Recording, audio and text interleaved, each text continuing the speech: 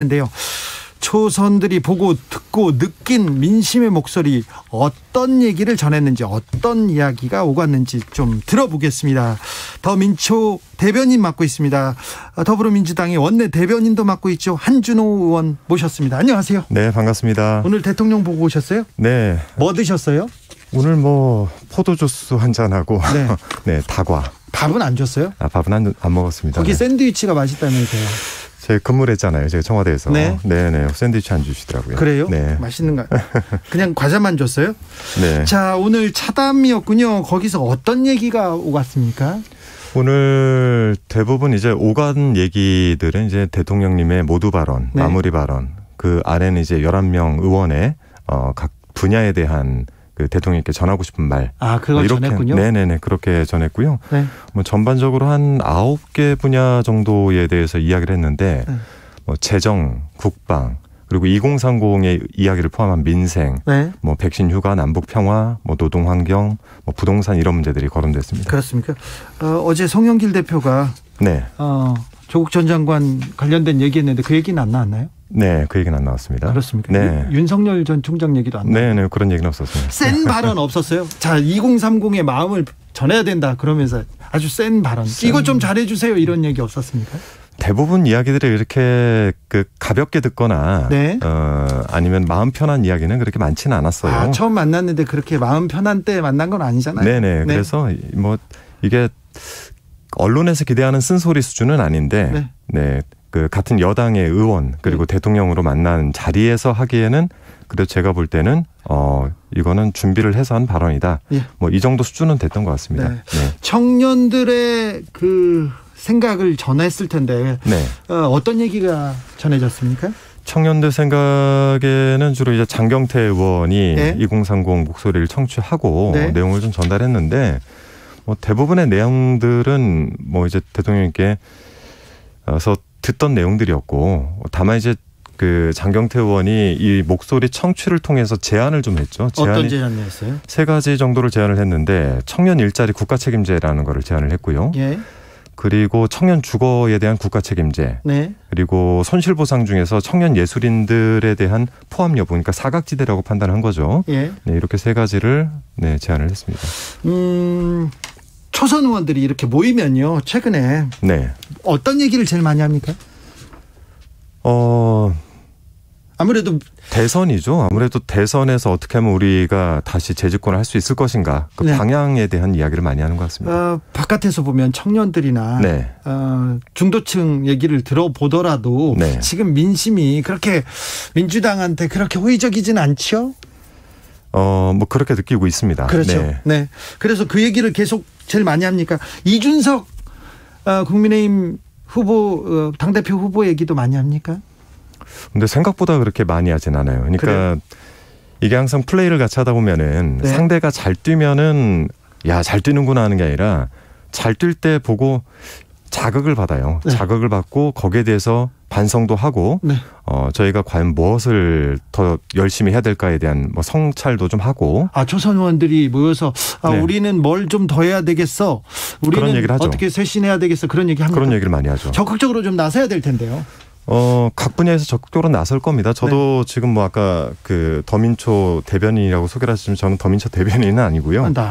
원내 대변인이죠. 원내 대변인으로 자리 이동을 하면서 적극적으로 이제 당의 이야기들 그리고 상대가 공격하는 것들에 대한 팩트가 맞지 않는 것들을 적극적으로 대응하고 있습니다. 그렇죠? 네.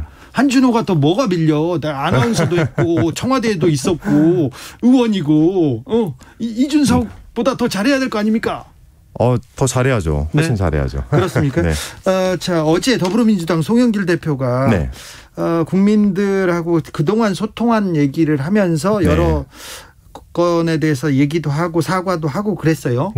그 조국 사태 관련해서 사과했는데 그 이후에 당내 분위기는 어떻습니까?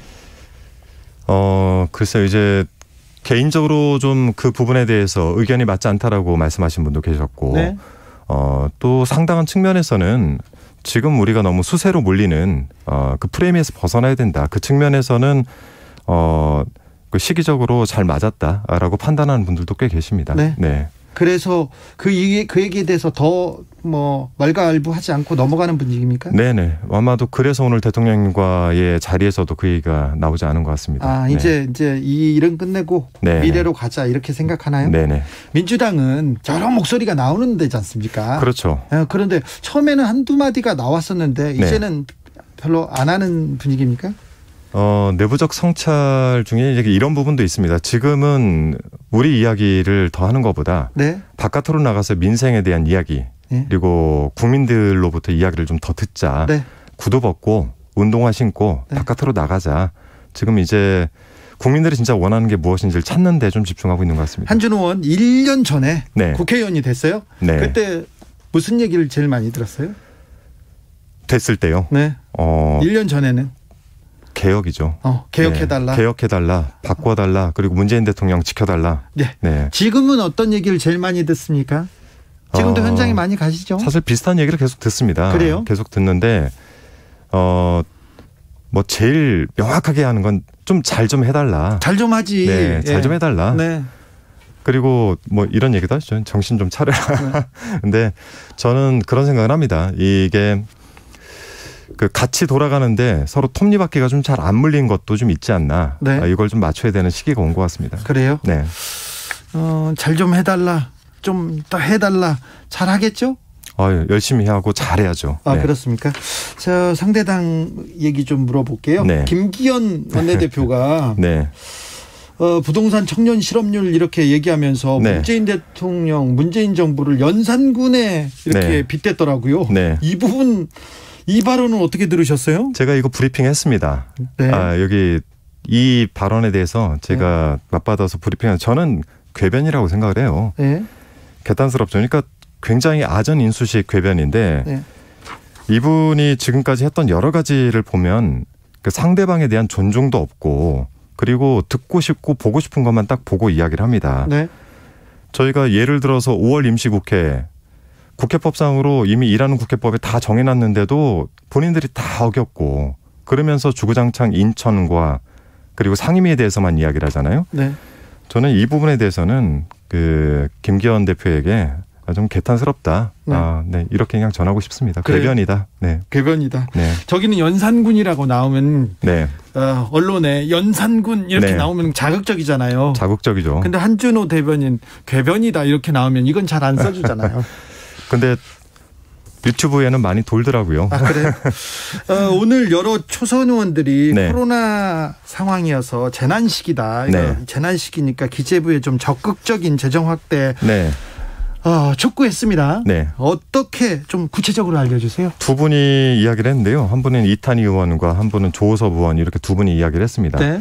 이탄희 의원이 첫 번째 발언자였었는데 대통령께서 이제 전시재정이라는 단어를 쓰세요. 네. 근데 전시재정이라고 말씀을 하시는데 과연 재정당국은 전시재정이었냐. 네. 뒷받침 못하고 있다. 네. 국민들이 좀 체감할 수 있도록 내수 경기도 좀 올려야 되는데 거의 미치질 못하고 있다. 네. 이런 지적과 함께 대통령께서 힘을 좀 발휘하셔서 네. 정부 당국이 재정 당국이 좀 따라올 수 있도록 해달라. 네. 이 부분이었고 조호섭 의원 같은 경우에는 지역 균형 발전을 이야기하면서 네. 이 부분에 있어서도 지역이 좀 소외되지 않도록 해달라. 그리고 재정 당국이 그 재정을 투입할 때 네. 지역에 형평성이 맞지 않게 재정 지원을 하고 있다. 이런 부분들로 대통령의 과감한 결단을 요구했죠. 기재부, 재정 당국이 조금 미온적인 것 같다 이렇게 얘기하니까 대통령 네. 뭐라 하시던가요? 오늘 방식이 네. 대통령께서 일문일답형태로 가지는 않았고요. 네. 전체를 듣고 나중에 전체 시간이 워낙 없었기 때문에 네. 모두 말씀으로 최선을 다하겠다. 이 말씀으로. 그렇습니다. 그러면요. 자. 오늘 어떤 얘기가 오갔는지 조금 간략하게 설명을 해 주세요. 오늘 무슨 얘기했을까 궁금해하는 사람이 많습니다. 저희 정치자 중에. 방금 재정 분야는 얘기를 드렸고 네. 크게는 한 3가지 정도 말씀드리면 될 것 같아요. 네.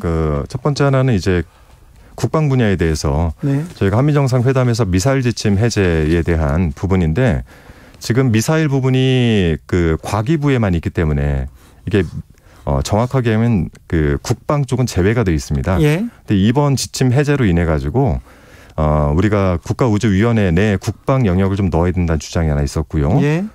그리고 또 하나는 주 52시간 5인 이상 중소기업들까지 확대가 될 날짜가 이제 얼마 남지 않았는데 네. 이에 대해서 그 정부 측에 네. 유예 기간을 한번 두는 게 어떻냐라는 의견들이 좀 있었고요. 네. 그리고 부동산에 대해서는 LH 혁신안들이 올라왔는데 이거 기대에 못 미친다. 네. 그 정부 제안의 혁신 방안이 또다시 수익성 위주의 개혁안이 아니냐. 뭐 이런 지적과 함께 한 3가지 정도의 제안을 주셨고요.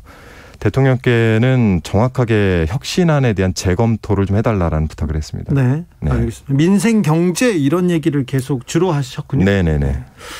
청와대에 계실 때 네. 대통령 보다가 네. 이제 의원이 돼서 봤어요. 네. 좀 어떻던가요? 저는 똑같아요. 똑같은가요? 네. 얼굴이 좀 상했죠? 제가 최근에 좀 먼 발치에서 뵀을 때는 좀 상하셨었는데 네. 한미정상회담 이후인지 모르겠는데 오늘 얼굴이 괜찮으시더라고요. 아, 그래요? 네네. 그래서 조금 안심이었습니다. 5457님께서 민주당의 주 지지층은 서민 무주택자들인데요. 집값 폭등으로 자산이 늘어난 사람들 재산세 걱정해주고 깎아주기보다는 무주택자 전월세 사는 사람들에게 희망 없는 삶을 좀 고쳐줘야죠. 집값 잡기 위한 대책 나와야죠. 이런 얘기 나옵니다. 부동산 대책에 대한 얘기가 좀 많이 나왔죠, 오늘도? 네, 맞습니다. 그래서 이 부동산 관련돼서도 저희가 전반적인 LH 혁신안 포함해서 네. 대안주택을 포함한 혁신안들이 좀 나와야 되는데 네. 뭐 이에 못 미친다는 얘기가 오늘 좀 있었고요. 네. 이 부분 같이 살펴볼 겁니다. 네. 송영길 대표 체제가 한 달 지났죠? 네, 30일 막 지났습니다. 네. 31일째죠. 자, 송영길 대표에 대한 당내 좀 분위기는 어때요? 첫 번째는 당내 분위기보다 제가 기자들과 요즘 자주 만나니까 네. 기자들의 평은 그렇습니다. 인사는 잘했다. 인사는 잘했다. 네. 근데 이제 나머지 부분들에 대해서는 31일 성과를 아직 보일 만한 시점은 아닌데 네. 인사를 잘했다는 거는 그만큼 그 안에 그 배치를 하신 분들이 네. 제 역할을 잘하고 있다라는 걸로 평가가 되기 때문에 네. 뭐 이 성과는 조금 한두 달 정도 더 기다려봐야 될 텐데. 좀 기다려봐야 되나요? 네. 네. 저는 개인적으로는 내부적으로 들을 때 뭐 많은 분들이 생각했던 그 우려 부분들보다는 훨씬 지금 대선을 이겨야 되겠다는 생각으로 열심히 잘 뛰시는 것 같습니다. 그렇습니다. 네. 좀 비판이 있는 목소리도 좀 듣고 있죠? 없을 수는 없습니다. 네. 네. 그런데 뭐 다 경청하고 있죠? 네. 원내 대변인이기 때문에 이렇게 얘기하시는 거 아니죠? 네. 저는 원내 대변인이고 당 대변인이 아니기 때문에. 네. 그렇습니다. 자, 원내 대변인이자 국회 과방위 소속 의원인데 지금 네. 좀 관심을 두고 있는 내가 네. 이 법안은 좀 만들어야 되겠다. 이거는 좀 고쳐야 되겠다 하는 사안이 있습니까? 뭐 잘 아시겠지만 저는 그 미디어법 파업 때부터 이제 MBC 노동조합에서 집행부로 활동을 했었는데 네. 제일 중요한 거는 공영방송들에 대한 지배구조 개선이 굉장히 중요하죠. 예. 그리고 언론노조에서도 강하게 이야기를 하고 계시는 부분이 있어서 예. 이 법안 자체는 지금 정필모 의원님을 비롯해서 두 분이 내셨고 네. 저는 여기에 발맞춰서 같이 준비를 했는데요. 대표이사 자격 요건 규정이 현재 없습니다. 그래요? 네, 그래서 이 부분에 대해서 제가 법안 발의를 해놨고 예. 정치 편향적인 인사가 들어올 수 없도록 그걸 제한하는 네. 대표이사 자격 요건 규정과 관련된 법안을 지금 내놓은 상태고요. 예. 네, 이거를 좀 미디어 특위에 제가 소속돼 있는데 네. 같이 논의해서 꼭 통과시키도록 하겠습니다. 다른 의원들이 언론 개혁해야 된다, 뭐 특위를 좀 꾸리기도 했죠. 네. 어디에 방점을 두고 있습니까? 첫 번째는 언론은 공정하고 네. 독립적이어야 된다는 생각을 가지고 있습니다. 예. 그래서 저희가 지금 추진하고 있는 공영방송 지배구조 개선과 제가 이제 발의한 법안들. 네. 두 번째는 지금 잘 아시겠지만은 일부 팩트가 잘 못 돼 있는 그 기사로 인해 가지고 네. 많은 손해를 보시는 분들, 이분들 어떻게 구제를 할 것인가에 네. 대한 부분들, 그리고 미디어의 지능도 저희가 안 볼 수 없기 때문에 미디어에 대한 지능, 네. 그리고 ABC 사건처럼 신문 관련된 내용들 뭐 이렇게 살피고 있습니다. 알겠습니다. 네. 할 일이 많네요. 네, 많습니다. 고생이 많으신데 더 뛰어주십시오. 알겠습니다. 네. 지금까지 한준호 더불어민주당 의원이었습니다. 네, 고맙습니다. 교통정보센터 다녀오겠습니다. 공인혜 씨. 네, 이 시각 교통정보입니다.